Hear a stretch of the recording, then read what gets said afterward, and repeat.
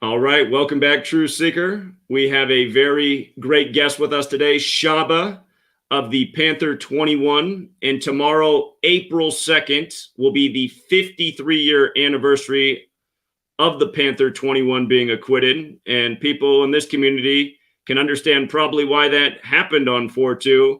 But here to tell it is Shaba. He wants to let us know about that experience, and he also wants to talk about Afeni Shakur, the mother of Tupac Shakur, who was part of the Panther 21. So we're very grateful to have Shaba here. Thank you very much for being with us, and I'm going to let you have the floor. You got it, friend. Well, thank you, Zach. I appreciate this opportunity to express myself.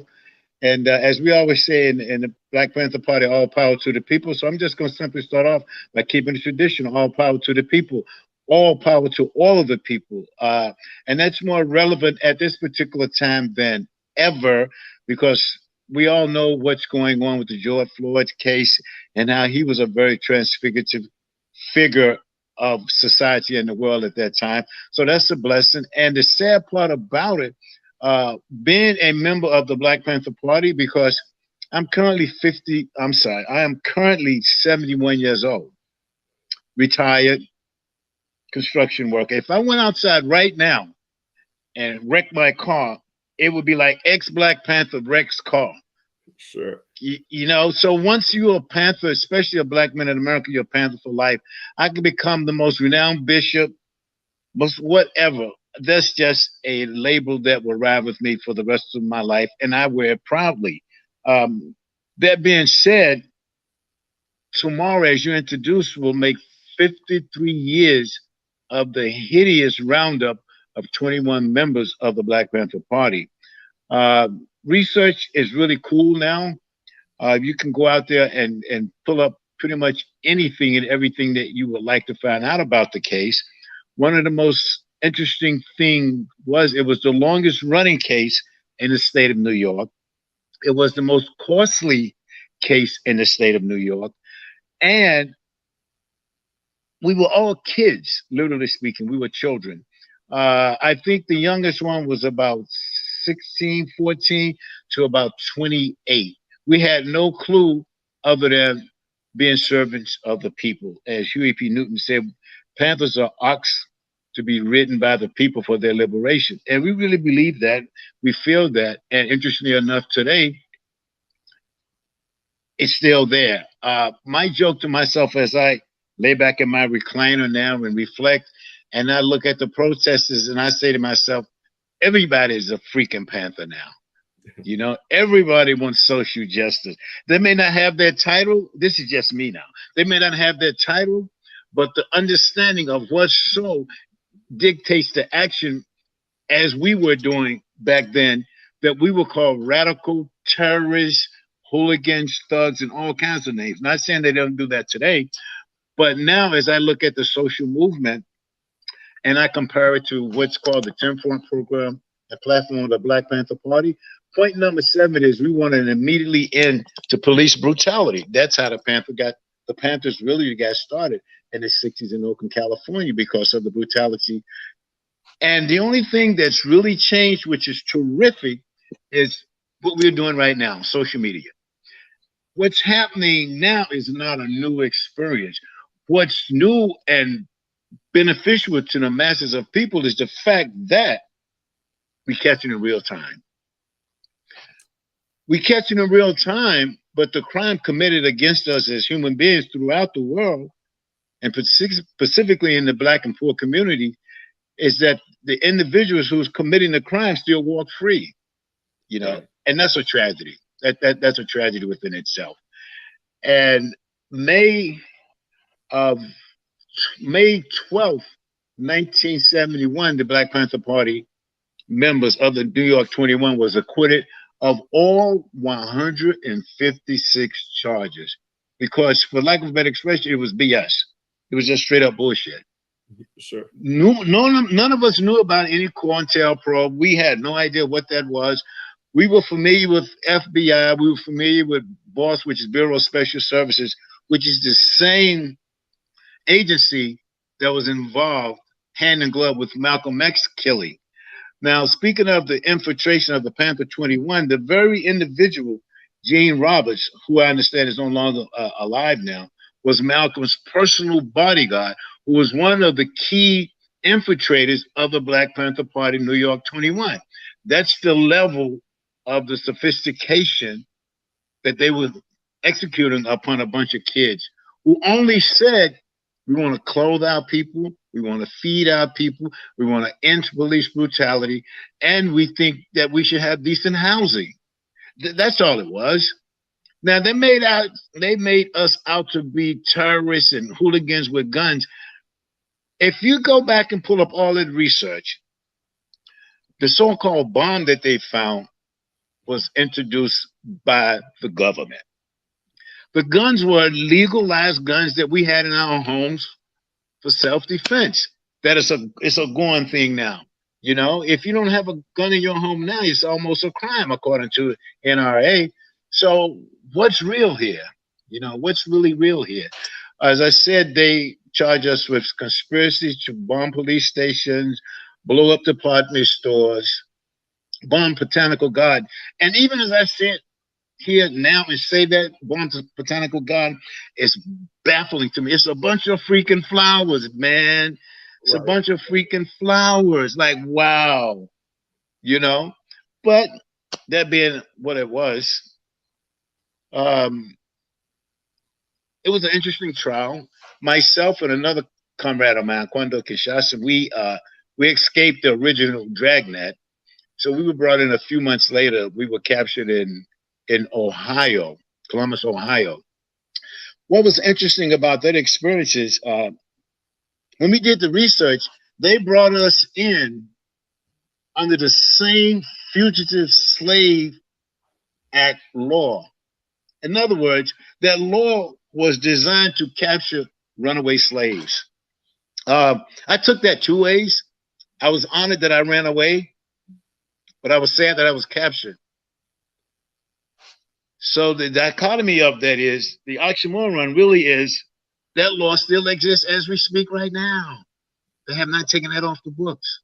So we can go back in history as far as the first ship to current, to the civil rights movement, the Jim Crow, and the super Jim Crow laws that they're executing now, all falls right back into the 10-point program and platform of the Black Panther Party. Before I go any further, I really want to address the conversation that the young man had with you pertaining to Ifeanyi Shakur, also known as Alice Faye Williams out of Lumberton, South Carolina. He was pretty much right. She didn't come from a wealthy stock, but she came from a brilliant stock. When she decided to defend herself, 13 of us were still incarcerated. There was 1, 2, 3, 4, 5 of us were released out on bail. So she was one of the selective ones to be released because of she being, you know, an attractive Black woman, very articulate, very charismatic, could help generate funds, bring, you know, attention to the case. She came to court and told us that she defended ourselves. And this is inside conversation. We lost it. Like, are you kidding me? You're not a lawyer. How you gonna do that? And she, if you ever look at any of her conversations or interviews, she's a very straightforward, adamant, principled woman. You know, you can debate it, and she would go, okay, and go do what she's gonna do anyway. That's just who she was. And she proved us, our lawyers and the jury, beyond the shadow of a doubt, that they meaning New York State, and specifically J. Edgar Hoover, FBI agent, designed and set up that whole thing. She was extremely articulate, very methodical, very present. And one of the things I really liked about what she said, which made a lot of sense to even us as her co-defendants, she said no matter what, she's going to have to do the time. So she's willing to sacrifice her ability to defend herself, contrasting her lawyer. And we all had to kind of like, damn, sister got a good point there. You know what I mean? She got a very good point. Um, and that's really the reason why I got on. I really don't have a whole lot to say. I can take some questions if anyone have any. But my primary concern is Afeni don't need it. Afeni Shakur doesn't need anyone to clear her name. But, you know, that was almost, in my mindset, sacrilegious. Like I said, he had some good points. It wasn't like she came from a dynasty of lawyers or a golden spoon. She came up in Lumberton, South Carolina. I'm pretty sure if you go there today, you'll find some nice homes, but 85% of the people are struggling. And that's where she came from. She moved to the Bronx and became very active in the Black Panther Party. Now, my deep connection with her is previous to Panthers, I was a typical guy. I worked, I went to school, and I love women, you know. And I saw this distinguished looking Black woman with the short afro. I say, she is freaking awesome. I got caught up in the Black Panther Party, not because I was a diehard revolutionary. I got caught up in the Black Panther Party because I saw this beautiful woman that I wanted to talk to. And she said, oh, yes, brother, come on in. I said, what kind of place is this? Because I know what a library is. I went in, I looked like a freaking library, man, with pictures of Black guys with guns and afros and shit. I'm saying, what the hell? But I like this woman. But little did I know she was already married. And then this other guy came out, come on in. So make a long story short, we had what we call PE class, which is political education class. It was mandatory to read 3 papers, New York Times, the Post, and the Daily News. We used to call the Daily News, the rag sheet, the Post something else. And the Times was really decent to us at that time because we get a full scope. And we had to read tons of books. And what's interesting now, looking back over all of that, I'm still a news hound. It gave me the ability to determine real fact. Anything could be news, but it's not necessarily factual. I can say right now, hey, it's a blizzard outside, and that'll be news to you from where you are. But I look out, I open my curtains, you say, Shaba, you full of shit. It's sun is shining. You know what I'm saying? So I really got that, and it also gave me the insight to have a clear understanding on what President 45 was doing and saying. And the irony of it is, I don't know if you ever read any German propaganda books. Goebbels, who's a master propagandist for the Nazis, made it real clear. If you tell it consistently enough, it will be believed. Look what's happening today, my brother. Look what's happening today. And it proved to be factual. You know what I'm saying? So it's been a fantastic journey. I'm happy to be able to share this with you, especially on this particular era in life and in struggle, and with tomorrow being the 23rd sweeping of the Panthers. And so quite a few of us has transitioned.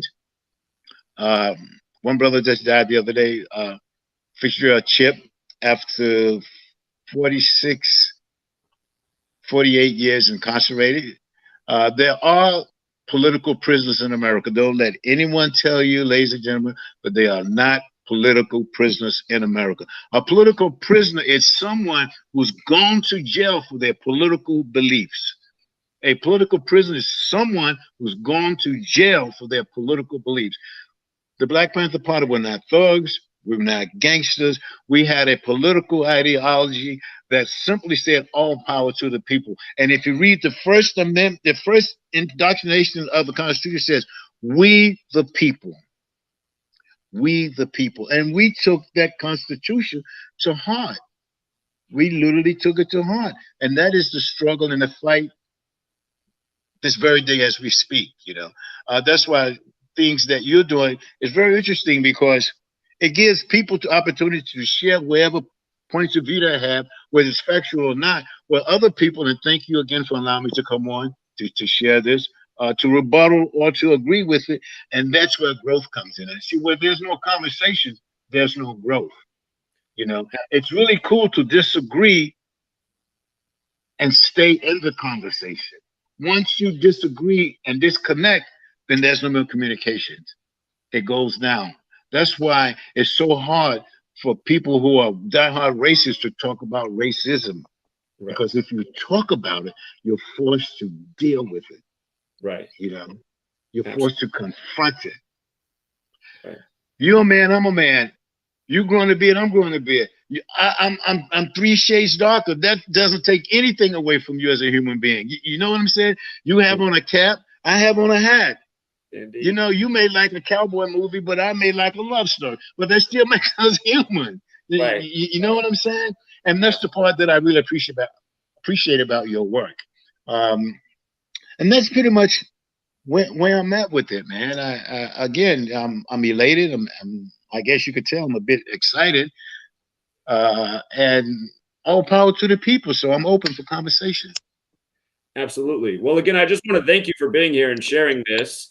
I'm wondering, did you ever get to meet Huey P. Newton yourself? No, I never met Huey, but I had the pleasure of meeting Bobby Seals a few times. Yeah. Mm-hmm. Okay. Very interesting guy, very laid back. I think when I met him, I'm not quite sure what he's doing now, but he was a professor at Temple University when I met him. Okay. Have you ever seen what I've covered about Huey P. Newton's death and Cam Newton, who played for the Carolina Panthers with the Black Panther on his helmet? Have you ever seen what I covered about that? No, I have not. You're going to have to see if you can send me that link. I would love to be aware of that. Okay. Just so you know, Cam Newton was born in 1989, the year Huey P. Newton died. He was born the same year that Huey died. And Cam Newton was born May 11th, which is the 131st day of the year. And Huey P. Newton died August 22nd, the day leaving 131 days left in the year. And the way he said his name, Huey P. Newton, in Gematria equals 131. And Super Bowl 50 was truly in tribute to Huey P. Newton, the year that Cam Newton lost to the white Denver Broncos, kind of like O.J. Simpson with the Bronco chase. But I documented these kind of things over the years, how they pay tribute to the Panthers through popular culture, such as the NFL and Super Bowl. They do these rituals by the numbers. And just based on what you've explained about how they essentially, the Fed set you up and blamed you for all these false things that you weren't responsible for, and then they acquitted you on 4-2. Again, 4-2 is kind of like Jackie Robinson, first black baseball player with the number 42 on his back. It just goes to me, it just confirms what I've been saying, is how they set people up. They contrive these stories. It's kind of like a ritual. It's programming to give people certain ideas. They wanted to program the certain part of the populace that the Black Panthers were, you know, these dangerous, violent people targeting even flower gardens, when in reality, all you guys wanted were rights and to be treated like everybody else. That's right. So, yeah. And with regards to Afeni Shakur, she died in recent years. What stood out to me the day they reported her death was that the news, they say she died May 2nd, but the news broke of her death on May 3rd, that all the news of her death broke on May 3rd. Well, in history, that's the real Machiavelli's birthday. And of course, her son assumed the rap name Machiavelli in tribute to Machiavelli. Did you have a chance to talk to her around the time of her death? Did it seem suspicious to you at all, or? I haven't spoken with her her death for a good while.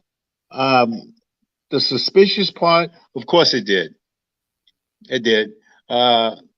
She was doing well. I had heard she had been in and out of the hospital, and that's to be expected. I mean, none of us were kids at that time. So sure. I did find it a little suspicious, yes. Yeah. And do you ever think in hindsight that maybe some of the Black Panthers had more information and might have actually have been a government informant type, as to somebody like you who was just joining because you wanted to be part of the cause? Did you ever get a suspicion like that? Of course. I could name them. Gene Roberts, as I should. Outstanding Black Panther. Excellent. In security. He was so good. He was Malcolm security. Ralph White, another agent. Carlos, I forgot Carlos's last name. Those three that I know that consciously surfaced. That could have been others that you know, they just kept in the underground covers. But those three were the most prevalent who took the stand. I see. I see. So, okay, it was all figured out by the time it happened. So, how did that make you feel that these government informants were essentially selling you out? I mean, how was that? Initially devastated because I took them as a friend, as a comrade, as a colleague, as someone who deeply believed in their heart, as I believed, that people, no matter what their skin color, have a right to freedom, justice, and equality. But to see them up there, it's like, oh, shoot. Right. You know, it was devastating. It was devastating. Indeed. Indeed. I imagine it would be. And so, after you were acquitted, were there consequences in your life? Did you have trouble, for example, getting to work or anything like this? Or was there a recovery period before you were able to get back on your feet? There were. You have to realize when you're incarcerated, you have minimum movement. Sure. Okay, I'm coming out, and thousands of people know my face. I have no clue who they are. Sure. So wherever I went, it's like, oh, there he is. That's Shaba. I'm like, okay, not paranoid, but not knowing what to do or say. Sure. Sure. You know what I'm saying? It's like, do I wave? Are they the police? Can I trust them? It's a really strange space to be in. Sure. Yeah. Sure. So how long was the period of time after that where it felt like there was some normalcy in your life? Or did that ever happen? I would say about 18 months. Okay. Year and a half. Okay. Yeah. I lived with this young lady, and she was always, go out the house, go play ball. I would go out, and I just couldn't take being outside. You know what I'm saying? If that makes any sense. Sure. You know, coming from incarceration to what we call population on the outside of the wall, it's shocking. Sure. It's shocking. You know, you appreciate the freedom to be able to go get yourself a hot dog at will or a bag of chips at will and pee in when you want to, you know, basic things. But beyond that, you know, the car horns, the buses, the trains, it's like, okay, I know these things are real. The masses of people was just overbearing. It took me a minute to like, sure, okay, I got this now. Sure. Yeah, I can imagine that. And since you were acquitted and the charges were dropped and all wrongful, did you get any kind of compensation? Was there any makeup from the government? Did they do anything or no? Nothing at all, huh? No, man. The only thing I got was absolutely nothing. Not even an you beat the case, and that's the end of that. That's the end of it. I mean, they don't say, okay, we're sorry, we took 2.5 years of your life, 18 months of your life, because that's the time that I was literally incarcerated. We're sorry we took 18 months of your life. We made a big mistake. Nothing. I really feel that they were literally devastated. They spent millions of dollars on that case. Sure. The jury was in there, let me think. I don't think it was 45 minutes. It took them longer to say not guilty than it took them to find a not guilty verdict on all 156 charges. And my joke to myself sometime, I look in the mirror and say, wow, if I would have gotten convicted, I would have died, came back, been born in jail, died, came back, been born in jail for like 3 lifetimes, 300 some years, maybe 4 lifetimes. Sure. You know? So I guess that was very interesting. That didn't happen, right? That was the good thing, that it didn't end up being a lifetime sentence. Exactly. Right. I guess that's the silver lining. Well, so your experience in prison, wrongfully accused, did anything good come out of that? Oh yeah. What really came from that is my ability to see clearly. Now, I'm not saying I make profound decisions all the time, and my self-defeating attitude is I know, but I don't necessarily do. Sure. You know what I'm saying? Like, I know I should really brush my teeth every morning, but I skipped yesterday morning type thing. But Right. yeah, that experience, let me see if I can sum this up. That experience has given me to this point, as we speak now, the ability to see truth. See, there's a thing called half truths. Sure. And Donald was a master of that. 45 was a master of that. A good propagandist is a master of that. You tell half the truth, and the people go, oh, yeah, I did see him. But you didn't see me run across the street. You just saw me. So I have the ability to say, okay, that's half the truth. Now, where's the rest of that? You know, what we Right. call critical analysis and critical thinking. And that's what they're taking away from us. Mm-hmm. They're taking away the ability to do critical analysis. That's why when I was going to say your son, when my son told me about you, I said, damn, this guy is really taking things and connecting them in such a way that somebody's not liking this guy. You know what I'm saying? Like, why would you say this and that? And I became interested. That's when I was like, damn, okay, I read the book, you know? So you don't have to because you already do, but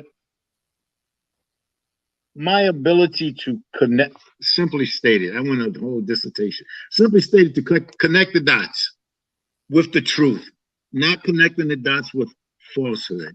That was my primary experience till this day. Right. Right. And that's a great thing. And like you said, you have to get a diversity of opinions. You have to hear everyone's side of the story, and you have to figure out what the absolute truth is. So I appreciate you Exactly. doing that. And Shaba, before we wrap it up, is there anything else you want to get out there for the listening audience? Anything else you really want people to hear? An important message, an important thought? Yeah, if I had to leave a insight, it would be think for yourself and research for yourself. Don't Yes. settle for one particular book. Research multiple books. A good writer will have a litany of research data in the back of his book. You see, one of the things that I want to acknowledge you for really quickly is the fact that you don't just say da da da da da. You go well, 1, 2, 3, 4, 5, and I think if you look a little deep, you see 6, 7, and 8. That's research. That's powerful research.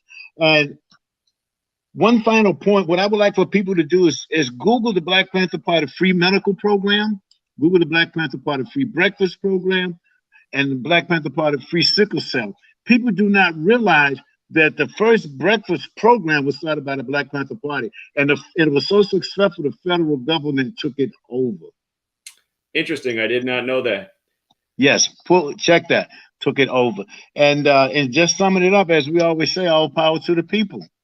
Indeed. I appreciate that. And Shaba, if you ever want to come back, if you ever have another thought, you're always welcome back. So thank you so much for doing this today. Thank you so much, young man. I greatly appreciate you, and you continuously doing your good work.